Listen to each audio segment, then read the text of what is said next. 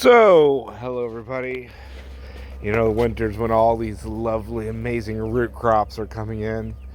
And this one right here, getting ready to dig me up some treasure. Look at that. May just look like a stack of dead sticks poking out of the ground there to you. But this is one of the most amazing crops. What you already know what it is because you cheated and you looked at the heading for this video. That's why you're watching it. Damn, YouTube takes all the fun out of it. But anyway, sun roots, Jerusalem artichokes, you know, ass blasting roots, whatever you want to call them. But that last one, not really, guys. If you got a nice healthy gut, trust me, these don't bother you one bit. They're actually extremely tasty, very versatile, and beyond super productive. This clump right here was actually one rhizome, one root, one stolon, whatever you want to call the reproductive organs of the Jerusalem artichoke. And it grew and spread, and this is probably quite a few roots right here. I'm not sure how many pounds. I don't water my plants. They're not in the best soil. They're really not taken care of. And these are really productive just like that. You don't have to give them any love. If you do give them some love, these things can be just mind-blowingly productive. Really, really crazy. This variety right here for this one, I believe, is Super Cluster Sun Roots. And it's one that, out of all the varieties that are out there, does really well in the south. So if you're looking for a super productive root crop in the south here, Super Cluster does really well. Florida Sun Roots, another one that I grow, does really well. But this one is a nice, beautiful root and so productive. And it's like digging up treasure. I don't know what's down there, but I'm gonna dig these up because I've only got two hands, guys. One's filming this, so I gotta let you go. But let me dig these up, and I will show you the harvest. And then we can yak a little bit more about them. But these have been growing. Oh yeah, there's some roots in there. These have been growing. These sprouted, I think, in May or June. And they started coming up when I just threw a big giant knob in the ground there. And we'll see. There's one root, and it sprouted. If you've ever seen a sun root, they're like potatoes. So if you plant a whole potato, you know, you'll get 4, 5, 6, 7, 8, 9, 10 plants off that one potato. Sun roots are the same. They have eyes on them, and every single one of those eyes can sprout a new plant. And that's what it did. So, oh yeah, I'm going to see what's in there. I'm excited. Gonna dig me some gold, guys. See you in a few minutes. So here we are, guys. That is our harvest. It may not look like much, but that's a 3-gallon bucket full. Quite a few little tubers there. And this is just off one plant. Dug around here and made sure we got all of them. Super Cluster kind of sends out not super long roots, but they do have little tails on them. I'll show you in a second. But there is not days, been out here about an hour digging through them all. Not bad at all. I'm gonna go wash them off and have a better look at what we got here. Be right back with video magic, guys. Hang on. It's the end of the day here. We just had some sprinkles coming through, some rain. It's cooling off nicely. Alright, and we're back, guys. So here we are. And by the way, this has about 20 pounds of roots in here. That's not a bad harvest at all. Yeah, it's about 18 to 20 pounds here. Beautiful. Look at those. These are some nice ones. They get much larger than these. And this is Super Cluster, the variety of these. And Super Cluster tends to get them a little longer like that. Not very knobby. And if they're in better soil, they'll get much bigger, much more round. and not big knobs on them. So a really nice variety. Yes. Sorry, the pigs are talking to me up here on the back of the truck. And you got the little coonies over there. They're like, we want to eat them. Hey guys, go. There's one.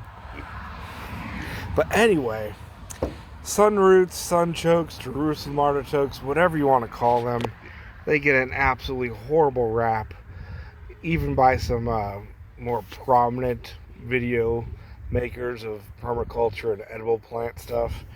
And it's a real shame because I don't think they deserve it at all. They are so easy to grow, beyond productive. They're very tasty. I think the only downfall they have is that they don't get soft when you cook them. So you can take this, scrub it up, throw it in a roasting pan with some herbs, some salt, lard, butter, and it'll stay nice and somewhat firm. And you can eat them like that. I think they really shine as pickles. You literally just take this whole thing, scrub it off. You can make quick pickles in a jar with vinegar, or you lacto ferment them with just some salt and water. And they're really, really delicious. My favorite way to eat them is to make sweet pickles out of them. I like my sweet kind of a little spicy.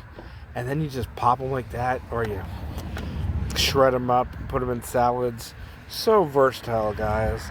And then even if you're still not set on eating these things, grow them for your livestock. You can grow a large bed of these and you can raise pigs on them, and then you eat the pigs. There you go, guys. And you feed the tops to the goats and the chickens, but they really are a crop that should be utilized a little better.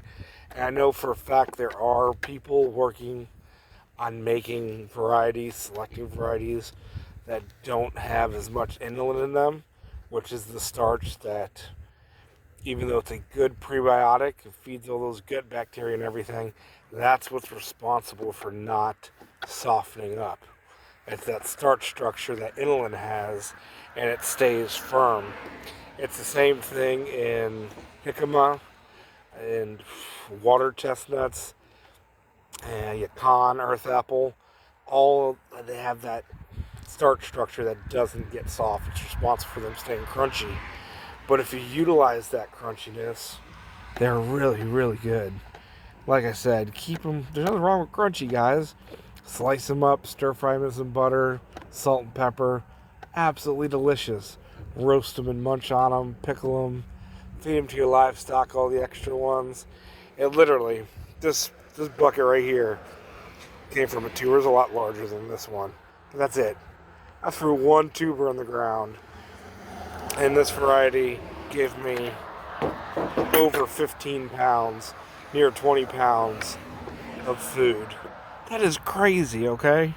And there's so many varieties. Some do better in the south, some do better up north. They grow all over the United States, guys. They're a native plant. There are dozens of cultivars, and there are people that work on breeding these and selecting them out. I do it myself. The one that I grow, Florida Sunroots, are actually seedlings. It was a seedling that I grew and selected out, and those will get as big as footballs. They're a little more knobby than this. But this one has a little bit of a longer, I don't know what you call it, guys, a rhizome on it, and that's the stolon, who knows. But you can see they grow a little bit longer root, and then they grow the swollen end on it, where like the Florida Sunroots that I have grow right on the base in just massive clusters. Which is interesting that this one's called super cluster when it does spread out from the plant a little bit. Not bad. It's only go a few inches out from the plant, but interesting that somebody named it that. Not sure why, but it does really well for me, and I'm definitely going to plant out a lot more this coming year, 2025 already, and make sure I have tons of them. But make sure they do really well in pots if you don't want to leave them in the ground. They don't survive here for some reason in the ground. We have really mild winters, and these normally don't sprout and naturally on their own here in Florida until May, June, sometimes even July. And that's just their natural dormancy, especially when they don't have the chill hours to wake them up. And the chill hours don't have any effect on their productivity, but it does affect when the plants wake up. These are able to grow in ground that freezes solid. You can actually lightly freeze these, and they're still viable. They won't die. And so the ground can freeze where you are if you're growing these, and they won't die on you. And without that cold, like this rain hitting me, they can take a little bit of sweet time. There's sweet time to want to wake up here in the south, but that doesn't really matter. You still get just the same amount of roots. So there you guys go. A quick video on Jerusalem artichokes. Definitely worth growing, whether you want to eat them, whichever way that happens to be, or you feed them to your livestock.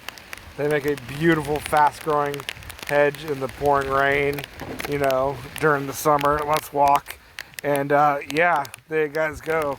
Love you. Grow food. Woo, it opened up, and that was cold rain. See you later. Grow those sunroots, Jerusalem artichokes, guys. They are crazy productive. Oh, it is really, really wet.